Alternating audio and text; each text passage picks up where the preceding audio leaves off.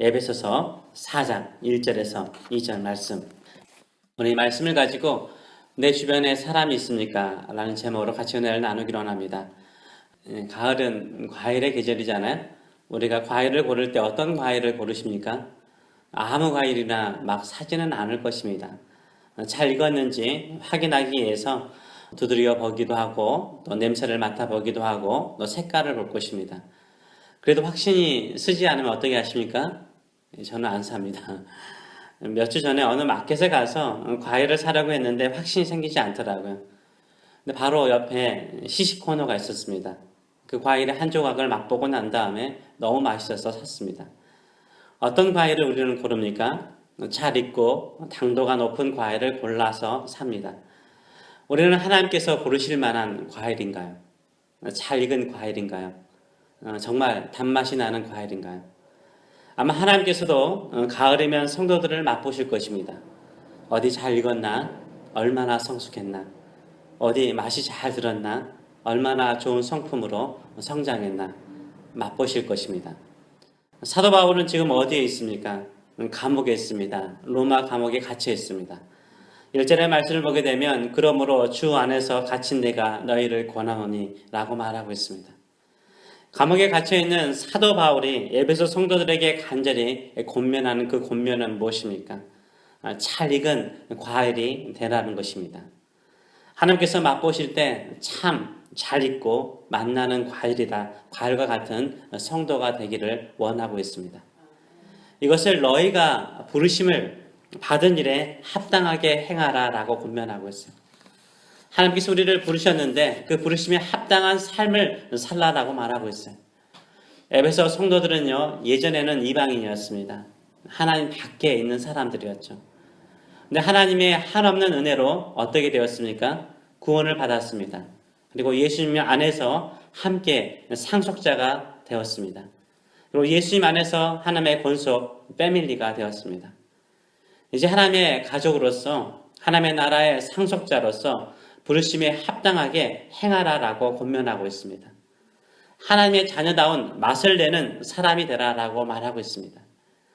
그렇다면 하나님의 부르심을 받은 합당한 사람은 어떤 사람일까요? 2절의 말씀이 그것을 말하고 있습니다. 모든 겸손과 모든 상황 속에서 겸손하고 온유하고 오래 참음으로 사랑 가운데서 서로 용납하라라고 권면하고 있어요. 예수님을 믿는 사람의 과일 맛은 어떤 맛이라고요? 겸손의 맛, 온유의 맛, 오래 참음의 맛, 그리고 사랑의 맛이 나는 사람이라는 거죠. 겸손, 온유, 오래 참음, 사랑. 겸손, 온유, 오래 참음, 사랑의 잘 익은 맛을 나는 과일과 같은 성도입니까? 이런 질문을 하면은 다들 고개를 젓거나 아니요 하면서 아니면 고개를 숙이거나 그럴 것입니다. 저도 그렇습니다. 그래서 마음 한구석에 이런 질문이 생길 수 있는 거죠. 겸손하기 정말 힘들어요. 온유하기 정말 힘들어요. 오래 참기 정말 힘들어요. 사랑으로 용납하기 정말 힘들어요.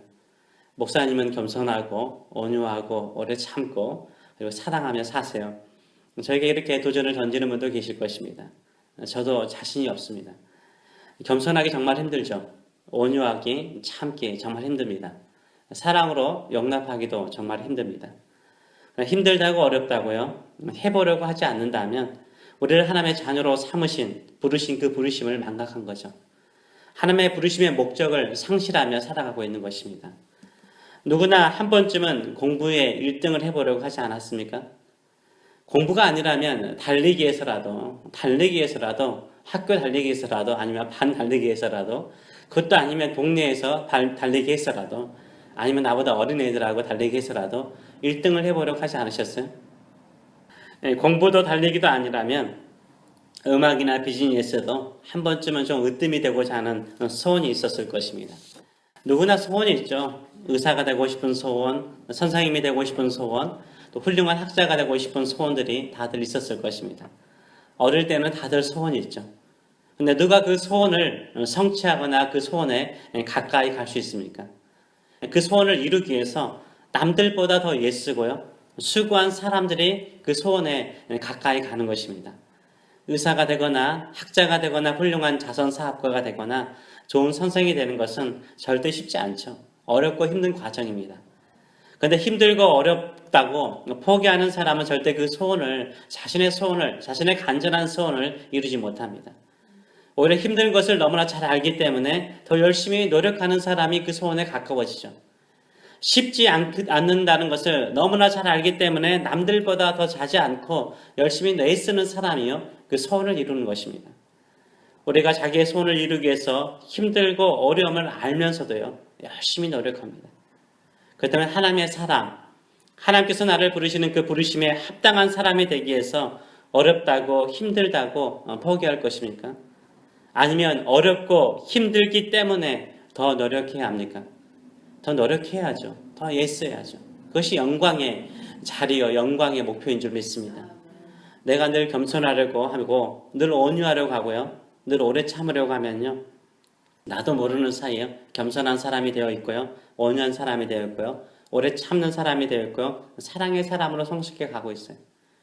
누구나 소원을 가지고 있고 또 소원이 이루어지기를 원합니다. 그러나 그것을 없는 자는요, 그 소원을 이루는 사람은요, 애쓰고 수고하는 사람이죠. 겸손하려고 노력하는 사람이 겸손한 사람이 되는 거죠. 온유하려고 애쓰는 사람이 온유한 사람이 되는 거예요. 오래 참으려고 기다리는 사람이 오래 참는 자가 되는 거예요. 사랑하려고 애쓰는 사람이 결국 사랑의 사람이 되는 것입니다. 마음의 소원을 가지고 가만히 있는 사람은 절대 이루지 못합니다. 그러나 부르심에 합당한 삶을 살기 위해서 앞으로 전진하는 사람만이 성숙한 사람으로 만나는 인생이 되는 것입니다. 그렇다면 왜 우리가 겸손한 사람, 온유한 사람, 오래 참는 사람, 사랑으로 용납하는 사람이 되어야 합니까? 성공하기 위해서 온유해야 됩니까? 돈을 많이 벌고 출세하기 위해서 겸손하고 온유해야 합니까? 아니죠. 다른 사람을 용납하기 위해서죠. 다른 사람을 포용하기 위한 것입니다. 다시 말하면 사람을 얻기 위한 거예요. 사람을 살리기 위해서 오래 참고 온유해야 되는 거예요. 성공을 위해서 명예나 돈을 얻기 위해서 겸손하거나 온유하거나 오래 참은 사람이 되라는 것이 아닙니다.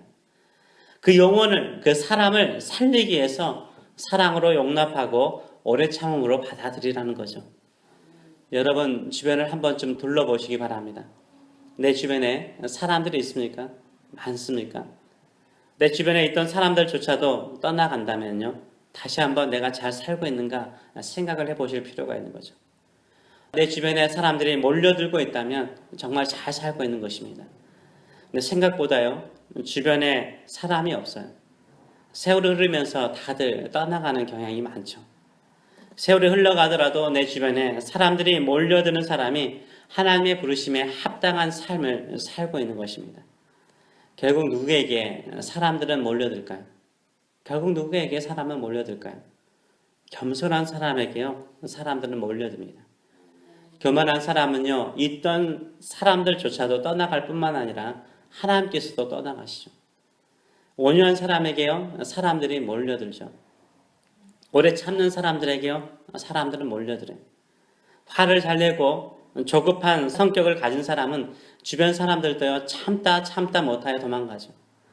하나님은 온유한 모세를, 성급한 모세, 40대의 모세를 부르신 것이 아니라 온유한 모세를 80세에 부르셔서 이스라엘 사람 전체를 다 불러 모아주셨어요. 또한 사랑으로 용납하는 사람에게 사람들은 몰려들죠.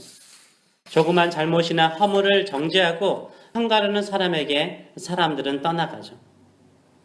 우리가 왜 예수님을 사랑하고요, 예수님을 찾고 가까이 하려고 합니까? 예수님께서 겸손하시고 예수님께서 온유하시며 예수님께서 우리를 향해서 오래 참으시고 사랑으로 용납해 주시기 때문이죠. 이런 우리 주님이 너무 좋아서 주님을 사랑하고 주님을 가까이 하지 않습니까? 우리 주님처럼 겸손하고 온유하고 오래 참고 사랑으로 서로 용납하는 저와 여러분 되시길 축원합니다. 그렇다면 겸손, 온유, 오래 참음, 사랑은 무엇일까요? 무엇이 겸손이요? 무엇이 온유요? 무엇이 오래 참음이요? 무엇이 사랑일까요? 저는 정의를 내리기 이전에 이 모든 것이요, 다 같은 뿌리에서 나온 열매라는 것을 말씀드리고 싶어요. 겸손, 온유, 오래 참음, 사랑은요, 같은 열매예요. 한 가지 마음인 거예요. 보세요. 겸손한 사람이요, 온유해요. 그쵸? 온유한 사람, 부드러운 사람은요, 오래 참는 사람이에요. 이 오래 참는 사람은 뭐 하는 사람이에요? 사랑하는 사람이죠. 그래서 겸손, 온유, 오래 참, 사랑은요, 한 맛을 내는 열매인 거예요. 근데 이 열매의 맛을 내는 뿌리가 있어요. 그 뿌리를 우리가 알아야 이 열매를 맺을 수 있는 거죠. 그 뿌리는 어디에 있는 거죠? 예수님에게 있는 거예요.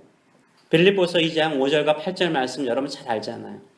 너희 안에 이 마음을 품으라. 곧 그리스도 예수의 마음이니 그는 근본 하나님의 본체시나 하나님과 동등됨을 취할 것으로 여기지 아니하시고 오히려 자기를 비워 종의 형체를 가지사 사람들과 같이 되셨고 사람의 모양으로 나타나사 자기를 낮추시고 죽기까지 복종하셨으니 곧 십자가에 죽으심이라 라고 말하고 있어요. 예수님은 하나님이심에도 불구하고요, 몸을 입고 낮아지신 겸손하신 분이셨습니다. 모든 죄인들을 향하여서요, 온유하셨습니다.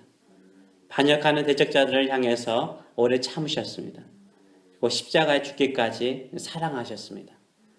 예수님의 마음이요, 바로 겸손이요, 예수의 마음이요, 온유이고, 예수님의 마음이 오래 참음이고, 예수의 마음이 사랑이십니다.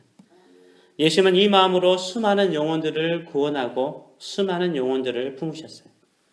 내 주변에 사람들이 많습니까? 아니면 적습니까?